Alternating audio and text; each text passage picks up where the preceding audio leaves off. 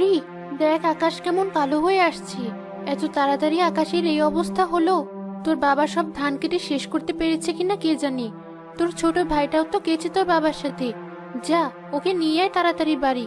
আর দেখ তোর বাবার কাজ কতটুকু শেষ হলো। আচ্ছা মা, আমি যাচ্ছি এখনই।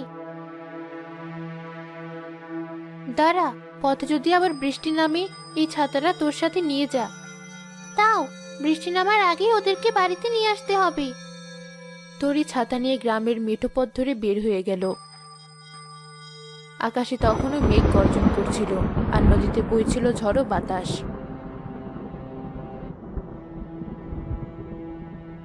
এই সমন, চল আমরা বাড়ি ফিরে যাই। আকাশে যেভাবে মেঘ ডাকছে, কখন না জানি একটা দুটো আমাদের মাথায় এসে পড়ে। এমনিতে কদিন যাবত আবহাওয়া ভালো না। এতদিন পর রোদ থেকে একটু বের হলাম। বেশিক্ষণ হয়নি এখানে এসেছি আমরা, তাও এই অবস্থা। আজও যদি পর্যাপ্ত পরিমাণে মাছ না ধরি, তাহলে যে না খেয়ে থাকতে হবে।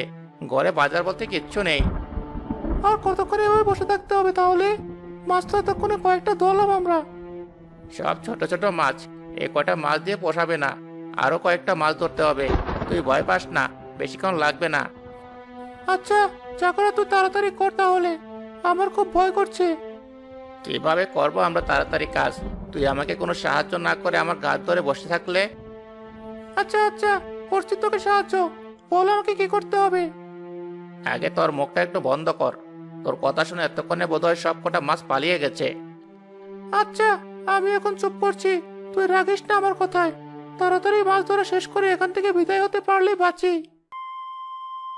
অন্যদিকে তরির বাবা ধান কাটায় ব্যস্ত ছিল।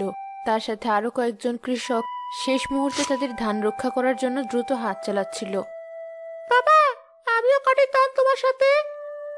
না না, তুই কাটতে পারবি না ধান, নষ্ট করবি আরো। ছোট মানুষ তুই, দূরে বসে থেকে সবার কাজ দেখ। আর যতটুকু সম্ভব ততটুকু ধান নিয়ে গিয়ে কাছের ওই ছাদওয়ালা ঘরটাতে রাখ। আচ্ছা বাবা।